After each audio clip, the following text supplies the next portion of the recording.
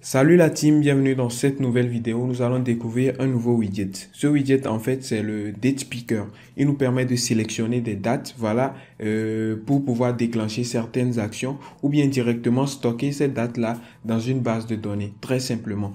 Donc pour déclencher le Date Picker, nous avons besoin par exemple d'un bouton, voilà, d'un élément sur lequel nous allons cliquer. Pour cela, je vais créer directement ici un bouton. Donc je vais appeler le widget Elevated Button, voilà, dans lequel nous allons définir une fonction onPressed. Comme vous pouvez le voir ici, le paramètre vient. Nous avions déjà expliqué ce widget-là.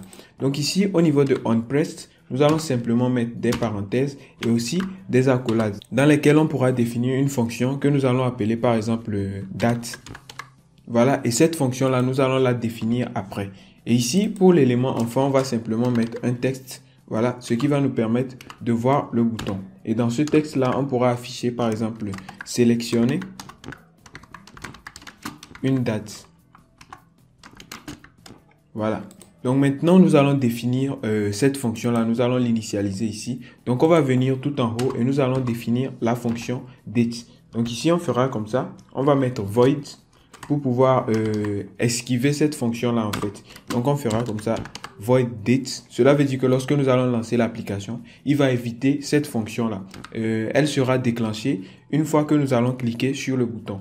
Donc ici, void date. Et là, à l'intérieur, nous allons pouvoir faire un tas de choses. Donc, je ferai comme ça. Et on pourra appeler l'élément show date. Voilà. Show date picker. Et vous voyez que le date picker apparaît avec plusieurs paramètres. Donc, le contexte, le initial date, le first date et le last date, comme vous pouvez le voir ici. Donc, le contexte, voilà, c'est en fait la page sur laquelle nous sommes. Donc, on le laisse comme ça, contexte, contexte. Maintenant, le initial date, c'est la date initiale qui sera sélectionnée lorsque le widget va apparaître. Donc, pour le initial date, nous allons simplement faire comme ça, date time, voilà, date time, point. Et nous allons choisir Now. Voilà, donc cela veut dire que c'est la date actuelle de l'application qui sera sélectionnée. Donc par exemple, nous sommes à 22h37. Dès que je vais cliquer sur ce bouton et que le widget va apparaître, vous allez voir que c'est la date d'aujourd'hui qui sera sélectionnée. Le 22, 4e mois 2024 avec l'heure et tout. Voilà, et maintenant pour le first date, on pourra aussi sélectionner le date time comme ça. Et là, on pourra préciser une année. Donc, je pourrais mettre 2015. Ça sera la date limite, la première date. Et la fin, la dernière date ici, donc last date. Je prends aussi date time et je pourrais mettre par exemple 2027. Cela veut dire simplement que ici, on ne pourra pas sélectionner une date moins de 2015, c'est-à-dire 2014, etc. Et on ne pourra pas aussi sélectionner une date plus de 2027. Voilà, simplement. Donc, on n'oublie pas le point virgule ici. Et maintenant, je vais enregistrer. Vous allez voir que le bouton va apparaître. Voilà, le bouton que nous avons créé tout à l'heure. Sélectionner une date. Et lorsque je clique sur le bouton, directement, nous avons le date picker qui apparaît. Comme vous pouvez le voir, la date est directement sélectionnée au 22. Voilà, comme vous pouvez le voir, 22 avril 2024.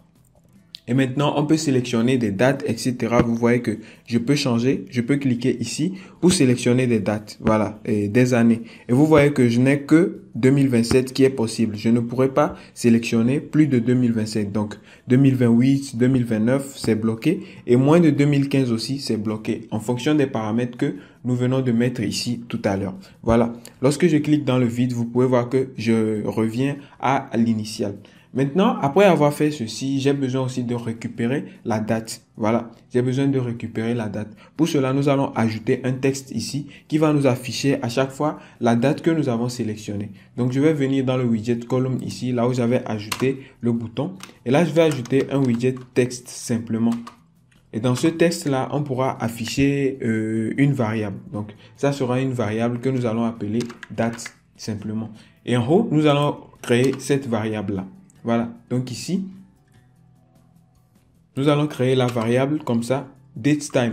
On va faire une variable datetime que nous allons appeler date. Voilà, datetime ici, mais c'est plutôt juste en haut de la fonction. Donc ici, voilà. Donc dans le widget ici, nous allons créer la variable datetime qui est égale à date. Voilà. Et ici, nous allons pouvoir définir une date initiale. Donc, on va simplement sélectionner datetime.now. Voilà, nous allons copier ça et nous allons le coller ici. Donc, nous venons de créer une variable date. Et le problème ici, vous pouvez voir qu'il y a conflit entre le nom. Donc, nous allons simplement ajouter un tiret ici derrière date pour éviter que le nom soit confondu avec celle de la fonction. Donc, ici aussi, on mettra date comme ça. Voilà, avec tiret pour changer le nom de la variable. Voilà. Donc ici, date. Et comme vous pouvez le voir, j'ai une erreur parce que nous avons ici date time. Donc c'est une variable en date. Il faut que nous la convertissions en string pour pouvoir l'afficher, comme le test affiche du string.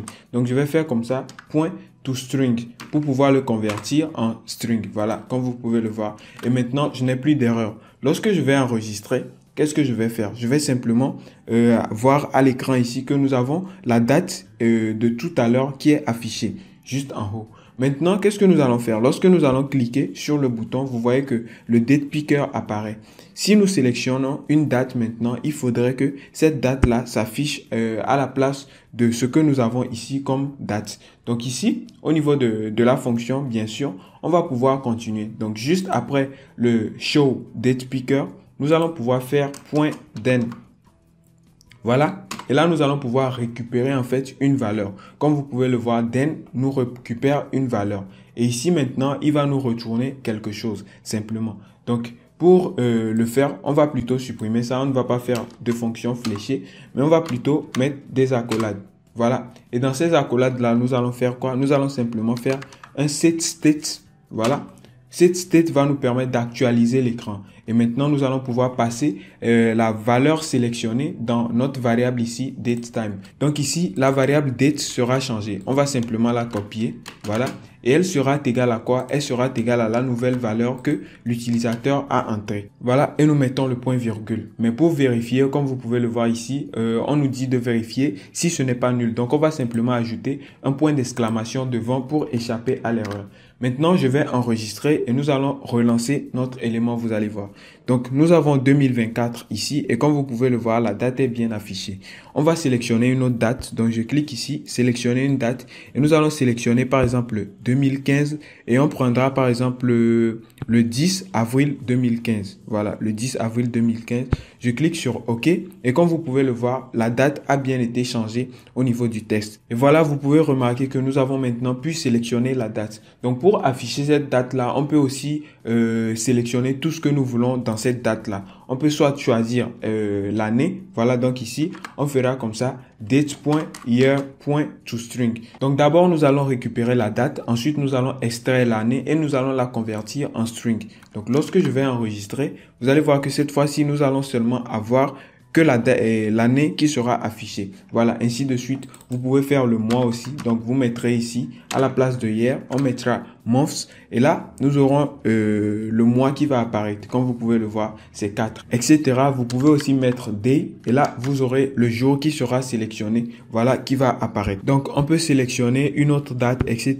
Et c'est simplement le jour qui apparaîtra. Comme vous pouvez le voir ici, c'est le 27 que j'ai sélectionné. Voilà. Merci d'avoir suivi cette vidéo avec intérêt. J'espère que vous aura été très utile. Si c'est le cas, les gars, abonnez-vous, partagez la vidéo et nous on se retrouve dans une prochaine vidéo pour parler d'autres widgets. Ciao, ciao les gars.